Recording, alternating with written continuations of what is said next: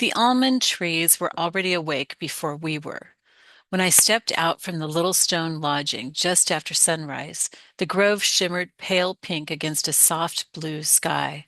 The blossoms looked fragile, almost translucent, and the air held that cool, early spring clarity that makes you feel like the day hasn't been decided yet. There was dew on the grass between the rows, and when Lucia ran ahead, her boots left a path of darkened footprints like punctuation marks across a sentence that hadn't yet been written. The Desert Father was standing apart from us as usual. He had chosen a low stone wall at the edge of the grove and stood there with his hands tucked into the sleeves of his rough garment, looking neither severe nor gentle, just immovable. His long, pale face was made longer still by the thin beard down to his waist, and his stringy hair, which was just as long. He looked like he never bathed, but he didn't smell like that. He had the kind of face that might have frightened me if I'd met him alone at twilight, but in the morning light, among blossoms, he looked almost like a contradiction. Francis was already speaking with him when I came closer. Your desert, Francis said, tipping his head slightly. Did it look like this? The Desert Father glanced at the almond trees, then back at Francis. No, he said, it was harsher. Lucia, who had been listening with exaggerated subtlety, finally burst in. Did you live completely alone? Yes. For how long? Long enough.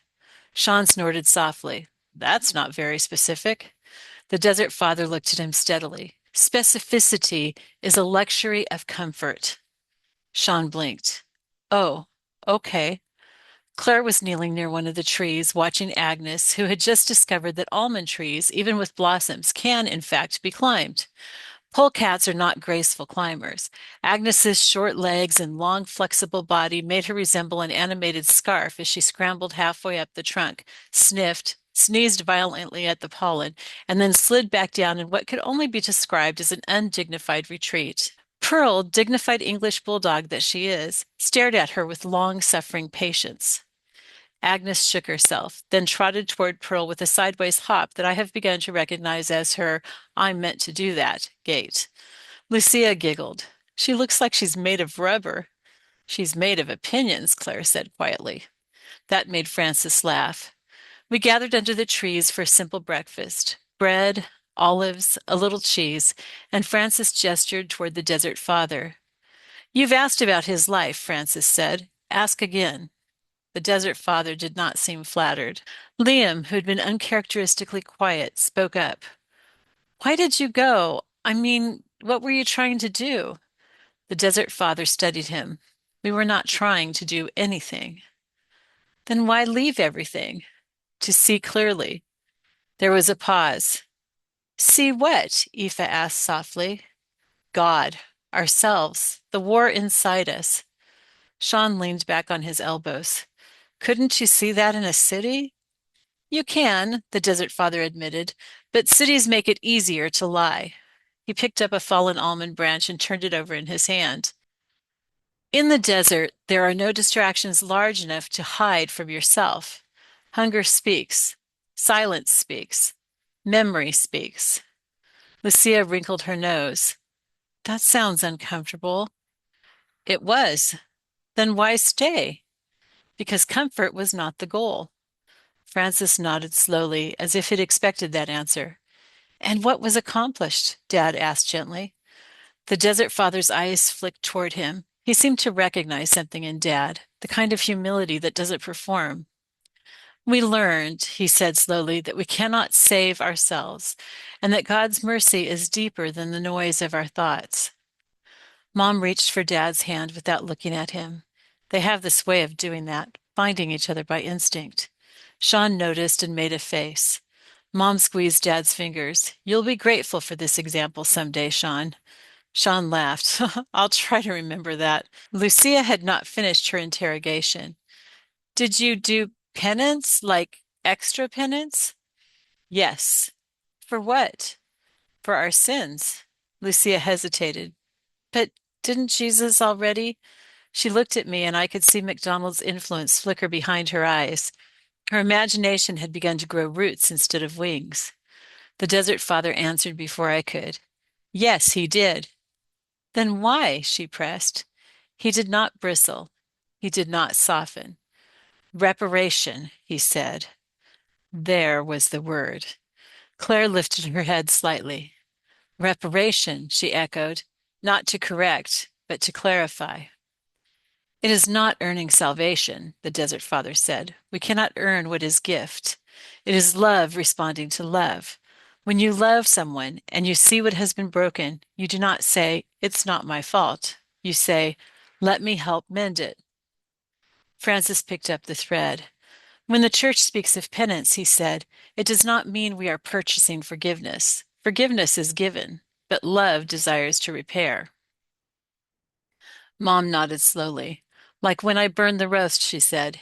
Harriman forgives me, but I still want to cook something better the next day. Dad laughed. You don't burn the roast. Chocolate frosting doesn't count as a vegetable, Sean added. Mom gasped exaggeratedly. Excuse me. The Desert Father watched them with something like curiosity. And Fridays, Francis continued gently, when we fast or abstain, especially on Fridays throughout the year, we are making reparation, not because Christ's sacrifice was insufficient, but because we are joined to it. We suffer with him in small ways for love. Lucia's brow furrowed. So, like Mary Magdalene? The Desert Father's eyes sharpened. You know her story? He asked. Lucia nodded eagerly. She followed Jesus. She was at the cross. She saw him first after the resurrection. And later? He asked sharply. Lucia looked at Claire. Claire smiled faintly. Later, she said, she withdrew. Tradition tells us she lived as a hermit in repentance and love. In a cave, Lucia breathed. Yes, Claire said. But she was already forgiven, Lucia insisted. Yes. Then why live like that? The Desert Father answered, because love grows. Forgiveness is not the end, it is the beginning. She did not hide in the desert because she doubted mercy. She went because she was loved deeply and loved her deepest in return. She wanted to love more purely. We began walking soon after that, leaving the almond grove behind us. The path narrowed as it rose, the blossoms giving way to scrub and low stone walls. The air warmed gradually. David walked ahead with his pack, steady as always, the straps cutting into his shoulders in a way that would have bothered me but seemed to steady him. Francis fell into step beside him. Jerusalem, he said, not dramatically, just quietly.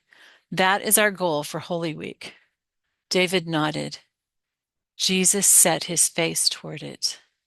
Francis smiled. Yes. I walked behind them, listening. Lucia darted between Sean and Liam, narrating in a whisper about how the almond trees were like banners welcoming us at the beginning of a campaign. You see, Claire told Agnes, who was trotting with exaggerated seriousness, it's like the blossoms are saying, go on, it's going to be hard, but it's beautiful. Agnes paused to dig furiously at a tuft of grass, as though uncovering buried treasure. Pearl huffed. Agnes, Sean said, you're not helping the symbolism. Agnes ignored him and began scent marking a small rock with professional dedication. Pearl turned her head away in dignified disgust. Polecats, Claire murmured to me, are both fierce and foolish. They know how to defend themselves, but they do not always choose wisely when to display it. Agnes chose that moment to puff herself up at a passing shadow, which turned out to be a drifting cloud. Lucia clapped. She's brave. She's dramatic, Claire corrected. The road bent around a ridge, and the wind picked up, sharper now. We had to lean slightly into it. Why would he set his face? Liam asked aloud, not to anyone in particular. Because he knew what waited, David said, and went anyway, Sean added. Mom squeezed Dad's hand again.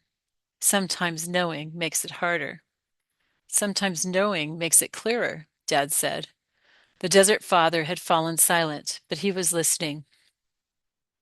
We rounded another bend and saw ahead a narrow stretch where the path had partially collapsed, not enough to be impassable, but enough to require attention.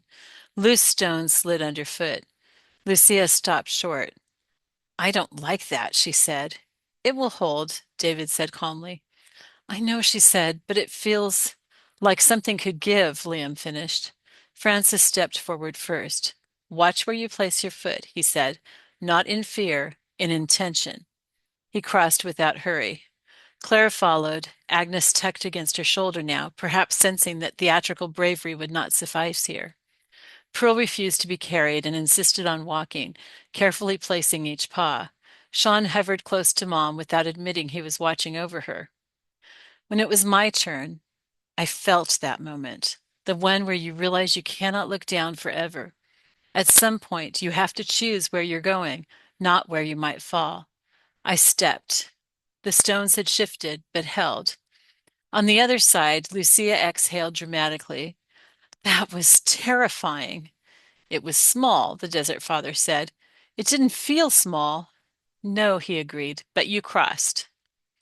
At midday, we descended toward the river bend clearing, the place where the water curves wide and shallow over smooth stones. It would become our soap day, laundry day, laughter day. The weather had softened by then. The sky was high and clear, the wind gentler, and the sound of water moving over rock made everything feel almost domestic. Mom immediately began organizing a corner for washing, sleeves rolled, completely at home. Dad carried buckets without being asked. They moved around each other like people who have practiced kindness for decades. Sean splashed too close to Mom's pile of clean laundry and received a look that would have frozen a lesser man. I was just helping, Mom suggested. Observing, Sean corrected. Lucia knelt near the water with Agnes, who discovered that shallow streams are a universe of smells. She dipped one paw in, recoiled as though electrocuted, then tried again with exaggerated suspicion. Pearl waded in up to her chest and sighed as if she had finally arrived at the spa portion of the pilgrimage. Claire joined me on a flat rock. You're thinking, she said. Yes. About what? About the difference between shrinking back and choosing forward. Claire nodded. Courage, she said quietly, is often simply the refusal to turn aside. Agnes, having decided that the stream was neither enemy nor ally, began attempting to catch the reflection of the sky. Lucia laughed. She thinks it's another world. Perhaps it is, Claire said gently. Imagination can be foolish, or it can be faithful. Lucia looked up sharply. MacDonald said that, she said. Yes, Claire replied, and he was right. Lucia studied the water. If Jesus set his face toward Jerusalem, she said slowly, then he must have seen it in his mind first. That is likely, Claire said. Then imagination can help us walk toward something hard. Yes, Lucia's face changed, not in a dramatic way, just steadied. On the other side of the clearing, Francis was speaking with Liam and Aoife. You know, he was saying, when I embraced Lady Poverty, people thought I was foolish. You kind of were, Sean called from the water. Francis laughed. Yes, but sometimes holy foolishness reveals what worldly wisdom hides. And Claire? Aoife asked. Claire did not look up. Francis smiled. She left comfort for Christ and endured misunderstanding. That is a kind of setting one's face. Claire shook her head faintly, but she did not contradict him. The Desert Father sat alone for a time, watching the river. Eventually, Dad went and sat beside him. You ever miss it? Dad asked. The desert? Yes. The Desert Father considered. It never left. Dad nodded. I think that's true of a lot of things. They sat without speaking for a while. As the sun lowered, laundry hung on low branches like pale flags. Agnes curled against a warm stone, exhausted from heroism. Pearl lay nearby, watchful but at peace. Lucia leaned against me. I think I understand, she said. Understand what? That setting your face doesn't mean you aren't scared. It just means you don't let fear choose. I kissed the top of her head. That's a good understanding. She smiled, then added, Also, I think Agnes believes the river is plotting something. Agnes twitched in her sleep, paws paddling as though chasing invisible fish. Sean came over, dripping and grinning. Joyce says if I splash one more time, I'm on dish duty tonight. Mom called from behind him. You already are. Sean looked at me. She's becoming everyone's grandma. She always was, I said. Dad stood and offered Mom his hand to help her up from the rocks. She took it like she always does. As the sky began to blush with evening, Francis gathered us.